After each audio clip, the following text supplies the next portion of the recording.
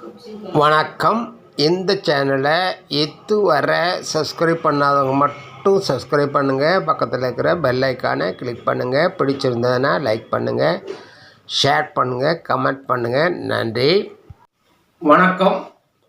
விருச்சிக ராசி அன்பர்களே, இந்த பிப்ரவரி மாதத்தில் உங்களுடைய ராசிநாதன் செவ்வாய் 8ஆம் இடமான அஷ்டமஸ்தானத்தில் வக்ரகதியில் அமர்ந்திருக்கிறார். உபய ஸ்தானத்தில் புதனும் சூரியனும் அமர்ந்திருக்கிறார்கள். பின்பு சுகஸ்தானத்திற்கு இடப்பெயர்ச்சியாக இருக்கிறார்கள். அவர்கள் 4இல் அமர்ந்திருக்கும் சனி பகவானுடன் இணைகிறார்கள். 5இல் சுக்கிரன் மற்றும் ராகு அமர்ந்திருக்கிறார்கள். 7ஆம் இடத்தில் வலுவான நிலையில் குரு அமர்ந்திருக்கிறார். இந்த மாதத்தில் வக்ர நிவர்த்தியாக இருக்கிறார். 11ஆம் இடமான லாபஸ்தானத்தில் கேது அமர்ந்திருக்கிறார். இந்த கிரக அமைப்பினால் இந்த மாதத்தில் உங்கள் ராசிக்கு என்ன நற்பலன்கள் என்பதை பார்க்கலாம். பொதுவான பலன்களை முதலில் பார்க்கலாம். உங்கள் வருவாயை பொறுத்தவரை சீரானதாகவும் திருப்திகரமானதாகவும் அமையும். 11ஆம் அதிபதி புதன் 7ஆம் தேதிக்கு பிறகு 4ஆம் இடத்திற்கு சென்று அமருகிறார்.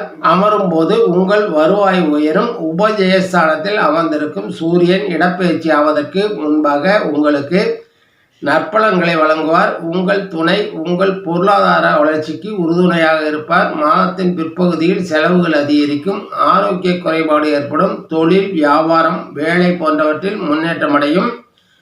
உங்கள் வருமானம் நிதிநிலையை பொறுத்தவரை குரு பகவானின் பார்வையாலும் 11ஆம் அதிபதி புத பகவானின் அமைப்பினாலும் வருமானம் எதிர்பார்த்ததை விட அதிகமாக இருக்கும். கொடுத்த வாக்குறுதிகளை காப்பாற்றுவீர்கள்.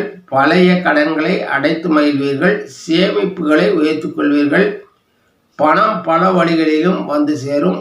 வருவாய்க்காக புதிய உத்திகளையும் புதிய திட்டங்களையும் தீட்டி செயல்படுத்துவீர்கள். வேலை உத்தியோகத்தில் இருப்பவர்கள் உங்கள் 10ஆம் இடத்து அதிபதி சூரியன் 3ஆம் இடத்தில் உபஜயஸ்தானத்தில் அமர்ந்திருப்பதால் உங்கள் வேலை திறன் அதிகரிக்கும். மேலதிகாரிகளின் பாராட்டுதல்களை சந்திப்பீர்கள். ஒரு சிலருக்கு அரசு வேலை அமையும். உடன் பணிபுரிபவர்களின் முழு ஒத்துழைப்பை பெறுவீர்கள். தொழில் வர்த்தகத்தில் ஈடுபட்டிருப்பவர்கள் தங்கள் முயற்சிகளில் வெற்றி பெறுவார்கள். இதுவரை இருந்து வந்த தடை தாமதங்கள் நீங்கும். உங்கள் தொழிலில் நீங்கள் ஆசைப்படும் இடத்தை நோக்கி பயணப்படுவீர்கள். உங்கள் செயல்திறன் மேம்படும். நல்ல விசுவாசமான தொழிலாளர்கள் அமைவார்கள். அரசாங்கத்தின் மூலமாக கிடைக்க வேண்டிய சலுகைகளை பெறுவீர்கள். உங்கள் ஆரோக்கியத்தை பொறுத்தவரை உங்கள் ராசிநாதன் செவ்வாய் வக்ரகதியில் 8ஆம் இடத்தில் அமர்ந்திருப்பதாலும் மாதத்தின் 2ஆம் பாதியில் சூரியன் இடப்பெயர்ச்சியாலும் உடல் உபாதைகளை கொடுக்கும். உடல் சோர்வு உண்டாகும். தொண்டை, மார்பு, வயிறு போன்ற பகுதிகளில் நோய்கள் உண்டாகலாம். தலை சம்பந்தமான தொல்லைகளையும் சந்திப்பீர்கள். நோய்களுக்கு காரணமான காரணிகளை கண்டறிந்து முன்கூட்டியே நடவடிக்கையை எடுத்துக்கொள்வது நல்லது. காதல் உறவில் இருப்பவர்கள் மகிழ்ச்சியுடன் தங்கள் காதலை தொடர்வார்கள். ஆனாலும் எதிர்பாலினத்தவரால் பொருளாதார ரீதியான இழப்புகளை சந்திக்கும் சூழல் ஏற்படும். கணவன் மனைவி உறவு மகிழ்ச்சிகரமானதாக அமையும். கல்வி கற்கும் மாணவர்கள் படித்த பாடத்தை மனதில் நிறுத்தி வைத்துக் கொள்ள முடியாமல் சிரமப்படக்கூடும்.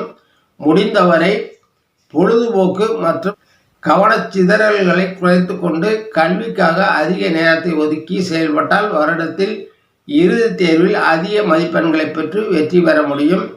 கலைஞர்கள் சுக்கிர பகவானின் அருளால் சமுதாயத்தில் நற்பெயர் பெறுவார்கள். சேவை செய்யும் உத்வேகம் அதிகரிக்கும். புதிய வாய்ப்புகள் தேடி வரும். உடன் பணிபுரிபவர்களின் முழு ஒத்துழைப்பையும் பெறுவீர்கள். வருவாய் அதிகரிக்கும். படைப்புகளில் அதிக கவனமும் அக்கறையும் செலுத்துவீர்கள்.